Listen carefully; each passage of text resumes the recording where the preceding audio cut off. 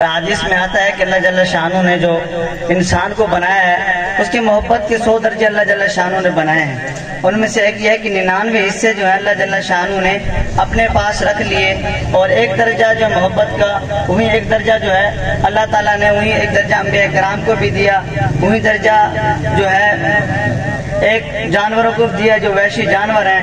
اگر ہم ان وحشی جانوروں کی طرف ہاتھ بھی دوڑاتے ہیں، ہاتھ بھی بڑھاتے ہیں، تو وہ کیسے ہمارے اوپر لپک کر ہمیں مارنے کی کوشش کرتے ہیں.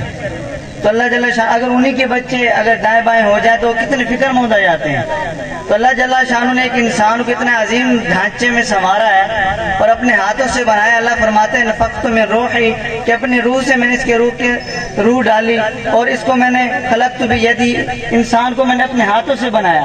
آج ایک انسان کوئی گاڑی بناتا ہے تو کوئی چیز بناتا ہے تو اس کے لیے کتنا فکر مند ہوتا ہے، اس کے لیے ایک شیڈول نامہ، ایک فہرست نامہ، سارا کچھ بناتا ہے کہ اس کو اس کے مطابق بناتے چلے جاؤ گے، چلاؤ گے تو یہ تمہاری گاڑی بھی صحیح چلے گی، تمہاری فریج بھی صحیح چلے گی. لیکن یہ ہے کہ اگر تم فریج کے مطابق نہیں چلاؤ گے، گڑبڑ کرو گے، تو تمہاری فریج ہے یا گاڑی ہے جو چیز بھی دنیا کے اندر ہے وہ ڈیمیج ہو جائے گی اور تمہیں اس کا اندازہ بھی نہیں ہوگا. تو اللہ نے انسان کی جو زندگی دی ہے ایک مختصر سی زندگی دی ہے کہ انسان دنیا میں جا رہا تو ہے، لیکن یہ ہے کہ دنیا کے اندر جا کر میری دنیا جو میں نے بنائی ہے، اور جب سے میں نے اس دنیا کو دیکھا ہے بنایا ہے تو اس کو ایک دفعہ بھی محبت کی نگاہ سے نہیں دیکھا. تو ہم ذرا خود سوچیں کہ جو اللہ جل شانہ جس نے اس دنیا کو بنایا ہے وہ کہہ رہے کہ میں نے ایک دفعہ بھی اس دنیا کو رحمت کی نگاہ سے نہیں دیکھا. آج کے انسان اس کے اندر اتنی محنت کر رہا ہے، اتنی محنت کر رہا ہے کہ گویا کہ یہاں ہمیشہ کے لیے رہنے کے لیے آیا ہے وہ، حالانکہ زندگی موت کا کوئی پتہ نہیں ہے. حضرت سلیمان علیہ السلام کے پاس کیونکہ ایک وزیر بیٹھا ہوا تھا تو حضرت جبرائیل علیہ السلام آئے تو حضرت جبرائیل علیہ السلام نے ذرا آنکھیں دکھائیں تو وزیر تو جو تھا وہ ڈر گیا. اس نے کہا معاملہ تو بڑا گرم لگ رہا ہے. اس نے حضرت سلیمان علیہ السلام سے کہا کہ مجھے فلاں جزیرے پہ آپ پہنچا دیں، مجھے جو یہ جبرائیل علیہ السلام ہے ان سے مجھے ڈر لگ رہا ہے. تو حضرت سلیمان علیہ السلام نے ہوا کو کہا کہ چلو بھائی اس کو اٹھاؤ اور اس کو اپنے مقام پہ پہنچا دو. جیسے وہ اپنے مقام پہ پہنچا تو حضرت جبرائیل علیہ السلام وہاں پہنچ گئے اور کہا ہاں بھائی تو کہاں جا رہا ہے، تیری موت سارا کچھ یہی لکھا پڑا تھا. تو میرے بھائی دوستو بزرگوں، اللہ نے جو زندگی دی ہے اس زندگی کا مقصد اور مقصود یہ ہے کہ نبی کریم صلی اللہ علیہ وسلم کی مبارک زندگی ہمارے دلوں کے اندر اتر جائے، ہمارے پورے جسم پر اتر جائے. جیسے کہ ابھی بزرگ بیان کر کے گئے تھے کہ لا الہ الا اللہ محمد رسول اللہ، یہ ایک دو پہلو ہیں. لا الہ الا اللہ ہے لیکن محمد رسول اللہ نہیں ہے، یعنی کہ دل کے اندر یقین ہے کہ کرنے والی ذات، دھرنے والی ذات ایک اللہ کی ہے. اس کے باوجود بھی اگر انسان محمد صلی اللہ علیہ وسلم کی زندگی سے ہٹتا ہے، اپنی من چاہے زندگی گزارتا ہے، لوگوں کی زندگی گزارتا ہے، ایسی زندگی کی اللہ کو کوئی پرواہ نہیں ہے، نبی کریم صلی اللہ علیہ وسلم کو کوئی پرواہ نہیں ہے. وہ انسان دنیا میں بھی ناکام ہے اور آخرت میں بھی ناکام ہے. اور جو بندہ داڑھی بھی رکھ رہا ہے، کپڑے بھی پہن رہا ہے، سارا کچھ کر رہا ہے، لیکن لا الہ الا اللہ کا یقین، وحدانیت کا یقین اس کے دل میں نہیں ہے، میرے بھائی دوستو بزرگوں، وہ دنیا میں بھی ناکام ہے اور آخرت میں بھی ناکام ہے. تو ہر چیز کی ایک فکر ہوتی ہے کہ کیسے ہماری زندگی ایک اچھے رخ پہ آ جائے، کیسے ہمارا رب ہم سے راضی ہو جائے. آج حدیث میں آتا ہے کہ جو انسان کہتا ہے کہ فلاں شخص میرا کام کر دے گا، فلاں شخص میرا کام کر دے گا، میں ساری ذمہ داری اس کو سونپتا ہوں، یقین مانو وہ کچھ بھی نہیں کر سکتا. اور اللہ بھی کہہ دیتے ہیں اگر تم نے لوگوں سے لو لگایا ہوا ہے کہ فلاں میرا کام کر دے گا، فلاں میرا کام کر دے گا، تو جا پھر میں بھی تجھے انہیں کے ہاتھوں دے دیتا ہوں، دیکھ پھر تو لوگوں کے ہاتھوں کیسے رسوا ہوتا ہے. تم اپنی زندگیوں کو پرکھیں کہ آیا کہ دنیا کے اندر ہم آئے، ہمارے آنے سے کوئی تبدیلی ہوئی ہے، نہ ہمارے جان سے کوئی تبدیلی ہوگی. کسی ساتھی سے ہم کہہ دیں کہ آپ تبلیغ میں وقت لگائیں یا آپ جہاد میں جائیں تو وہ کیا کہتا ہے، ٹائم نہیں ہے، میرے پاس وقت نہیں ہے، میرا کاروبار بند ہو جائے گا. میرے بھائی دوستو بزرگوں، کاروبار سارا کچھ یہیں کہیں رہ جائے گا. جب موت کا فرشتہ آتا ہے نا تو اکثر لوگ کہتے ہیں کہ آنکھ تار بند گئی ہے، یعنی کہ آنکھیں آسمان کی طرف لگ گئی ہیں. تو انسان اپنی بے کسی اور حسرت پہ رو رہا ہوتا ہے کہ اے کاش میں کوئی اچھا اعمال کر لیتا، کاش میں اللہ کو یاد کر لیتا، کاش میں نبی کریم صلی اللہ علیہ وسلم کی مبارک زندگی کو اپنے سینے سے لگا لیتا. آج ہم دیکھتے ہیں کہ کئی واقعات ہمارے سامنے پیش آ چکے ہیں. سوڈین میں کتنے قرآن کی بے حرمتی کی گئی، وہ کس وجہ سے کہ ایمان، مسلمانوں کا ایمان دیکھنے کے لیے کیا ہے کہ ایمان مسلمانوں کے اندر کسوٹی ہے یا نہیں ایمان کی؟ اور انشاءاللہ ایک دن ایسا آئے گا کہ اس ایمان کی چنگاری سے یہ یورپ بھی جلے گا، برطانیہ بھی جلے گا اور سوڈان بھی جلے گا۔ تو کیسے وہ ہمیں دیکھتے ہیں کہ دیکھو یہ مسلمان ہے۔ آج کل مسلمان اور کافر کے درمیان میں فرق کرنا بھی بہت مشکل ہے۔ نام مسلمان ہے لیکن کام کوئی اور ہے۔ ہم اپنے معاشرے کو دیکھیں، ہم اپنے گھر کے احوال دیکھیں، ہماری باہر کیا کنڈیشن ہوتی ہے، گھر کے اندر ہماری کیا صورتحال ہوتی ہے۔ اور جو بندہ کامیاب ہونا چاہتا ہے، معاملات میں بھی نبی کریم صلی اللہ علیہ وسلم کی زندگی کو دیکھنا پڑے گا، تجارت میں بھی آپ صلی اللہ علیہ وسلم کی زندگی کو دیکھنا پڑے گا، گھر کے اندر بھی باہر بھی، رشتہ داروں کے ساتھ سلوک بھی، دائیں بائیں سارا کچھ نبی کریم صلی اللہ علیہ وسلم کی زندگی کے مطابق زندگی گزارے گا تو یہ کامیاب ترین انسان ہے۔ بس انسان چاہتا ہے کہ میں اپنی ان رونقوں میں پڑا رہوں گا اور کماتا چلا جاؤں گا، کھاتا چلا جاؤں گا، بینک بیلنس بناؤں گا، یہ چیز یہ کوئی کامیابی نہیں ہے۔ یہ کامیابی تو وہ ہے جو جن کو صحابہ کرام رضی اللہ عنہم اجمعین نے بتایا، اللہ جل شانہ نے بتایا کہ آپ صلی اللہ علیہ وسلم کی مبارک زندگی یہ ہے، تم اس کے مطابق چلو گے۔ میرے نبی کریم صلی اللہ علیہ وسلم نے فرمایا کہ اللہ جل شانہ نے صحابہ کرام رضی اللہ عنہم اجمعین کو خود منتخب کیا، خود چنا اور ان سے ایسے افعال کروائے کہ شریعت جو ہے وہ نافذ ہو جائے۔ آج کے انسان کہتا ہے تھوڑی سی کمی ہو جاتی شریعت میں، تھوڑا سا مسئلہ تھوڑا سا یوں ہو جائے، مرسب تھوڑا سا یوں ہو جائے۔ یہ شریعت ہماری نہیں ہے، نہ ہمارے پردادا کی ہے، یہ شریعت وہ ہے جو اللہ جل شانہ نے نافذ کی ہے، جو حضرت محمد صلی اللہ علیہ وسلم کا لایا دین، جو گلی کوچوں میں آپ صلی اللہ علیہ وسلم پھرا کرتے تھے، لوگوں کے پاس جایا کرتے تھے۔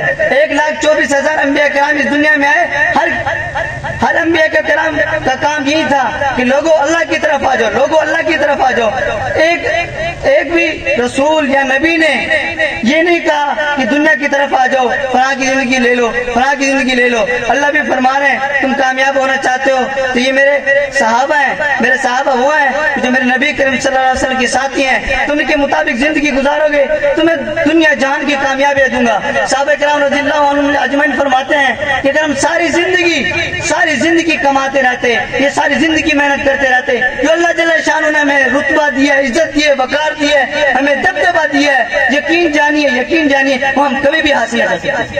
حضرت عمر رضی اللہ تعالیٰ عنہ کے بارے میں آتے ہیں، اے عمر تو کمینہ تھا، تو نے اس دین کو اپنایا، اس دین کی وجہ سے اللہ نے تجھے کتنا بعزت بنایا۔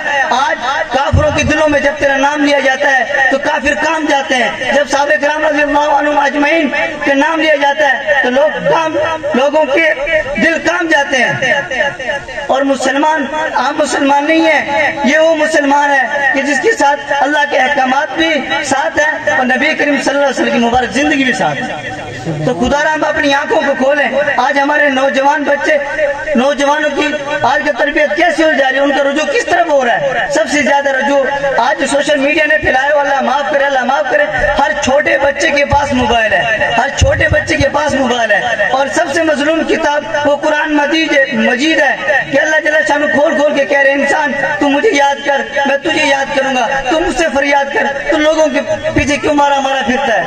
تو مجھ سے میری طرف رجوع کر۔ آج ہم دیکھیں تو صحیح، پورا سال قرآن کو کوئی ہاتھ نہیں لگاتا، ماہ رمضان کا وقت آتا ہے تو ہر کوئی قرآن مجید کھول کے بیٹھ جاتا ہے۔ تو خدا را جو قرآن مجید ہے ہم اس کو اچھے طریقے سے پڑھیں، ان کو اچھے طریقے سے ان کے معنی کو سمجھیں کہ اللہ جل شانہ کیا ہم سے نصیحت حاصل کرنا چاہتے ہیں۔ آج کے لوگ جو یہود اور کافر ہیں، نصارہ ہیں، وہ یہ کروانا چاہتے ہیں سوشل میڈیا پہ یا اقوام متحدہ کے سامنے کہ مسلمانوں کے پاس کچھ بھی نہیں ہے۔ ان کو پتہ ہے کہ ان کے حالات بالکل ڈیمیج ہیں، نہ یہ اللہ کی مان رہے ہیں نہ یہ اللہ کے رسول کی مان رہے ہیں، یہ ہم وہی کہیں گے جو یہ کریں گے۔ انگریز نے کہا تھا کہ جب سب سے زیادہ پیسہ مسلمان کو لگے گا جب اس کی ماں کی، اگر ایک وقت ایسا بھی آئے گا کہ اگر زیادہ قیمت بھی لگ جائے تو اپنی ماں کو بھی فروخت کر دے گا۔ تو آج ہم دیکھیں کہ اپنی زندگیوں کو ہم کن کاموں میں خرچ کر رہے ہیں، کن کاموں میں ہم ضائع کر رہے ہیں۔ یہ تو اس وقت پتہ چلے گا کہ آج تو عمل ہے لیکن حساب نہیں ہے، کل حساب ہوگا لیکن عمل نہیں ہوگا۔ تو خدا را جتنی بھی ہماری زندگی ہے ہم اس میں اللہ کو راضی کریں، نبی کریم صلی اللہ علیہ وسلم کی مبارک زندگی کو اپنے سینے سے لگائیں۔ اور نوجوان کتنے نوجوان ایسے مسلمان ہونے کے باوجود بھی کئی طرح کی اپنی داڑیاں کٹواتے ہیں، اپنے فیشن بڑھواتے ہیں کہ ہمارا ملاپ انگریزوں کی طرح ہو جائے، ہمارا نقش قدم فلاں آئیڈیل ہم اس کی طرح لگنے لگے۔ میرے بھائیوں بننا ہے، آئیڈل بننا ہے، نمونہ بننا ہے، نمونہ بنے ہوئے نبی کریم صلی اللہ علیہ وسلم ہے۔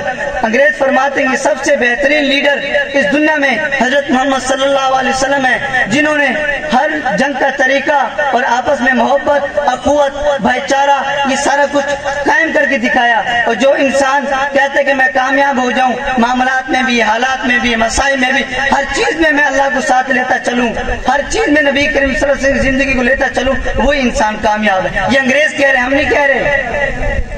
تو خدا را ہم اپنی زندگیوں کو پرکھیں۔ یہ چند منٹ کی زندگی، یقین جانے چند منٹ کی زندگی ہے، پتہ بھی نہیں چلتا انسان کو کہ ابھی تو ٹھیک ٹھاک بیٹھا ہوا تھا، وہ ٹھیک ٹھاک اب اس دنیا سے چلا گیا، اور ہم دیکھیں کہ ہمارے آبا و اجداد ہزاروں سال گزر گئے، آج تک واپس لوٹ کر آئے۔ کوئی ساتھ اپنے مال لے کے گیا ہے؟ اور کل قیامت کے دن یہ نہیں پوچھا جائے گا ہاں بھائی بتا تو نے کتنا مال کمایا تھا، تو نے کتنے غریبوں کو کھانا کھلایا، تو نے کہاں خرچ کیا، سارے کچھ سوالات ہوں گے، لیکن کیا ہے پھر اس کا؟ بینک بیلنس کے بارے میں نہیں پوچھا جائے گا، یہ پوچھا جائے گا کہ اعمال۔ اب ہم دیکھیں کہ فضائل کے اعتبار سے ہم نماز بھی پڑھ رہے ہیں، روزہ بھی رکھ رہے ہیں، ہر اعمال ہم کر رہے ہیں، آیا کہ ہمارے دل کے اندر کوئی کسوٹی، کوئی تبدیلی آئی ہے؟ معمولات کے مطابق روزے بھی رکھے جا رہے ہیں، معمولات کے مطابق حج بھی کیا جا رہا ہے، معمولات کے مطابق عمرہ بھی کیا جا رہا ہے، معمولات کے مطابق نمازیں بھی پڑھی جا رہی ہیں، قرآن کی تلاوت بھی کی جا رہی ہے، سارا کچھ کرنے کے باوجود بھی انسان کھڈے میں کھڑا ہو، کیا کرے؟ اعمال کی نیکی ہو، اعمال کی بوری ہو تو اس کے اندر کوئی سوراخ نہ ہو۔ آج اعمال کرنا آسان ہے لیکن اس کی حفاظت کرنا بڑا مشکل ہے۔ ہم ایک آدمی کے ساتھ نماز پڑھتے ہیں، نماز پڑھنے کے بعد تھوڑا سا ہم پیچھے مڑ کے دیکھتے ہیں وہ یار اس کی نماز کیسی ہے، اب ہماری نماز میں بھی خدشے میں چلی گئی، قبول ہے یا نہیں ہے؟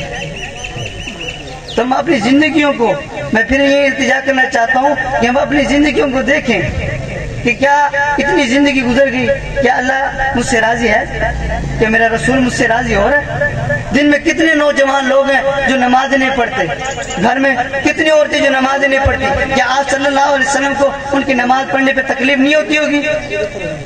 آج ہم ان کے سینے پہ کتنے، آپ صلی اللہ علیہ وسلم کے سینے مبارک پہ کتنے زخم دے رہے ہیں، کتنے زخم دے رہے ہیں؟ تو خدا را جو کچھ کہا سنا اللہ اس پر عمل کرنے کی توفیق عطا فرمائے۔ وآخر دعوانا الحمدللہ رب العالمین۔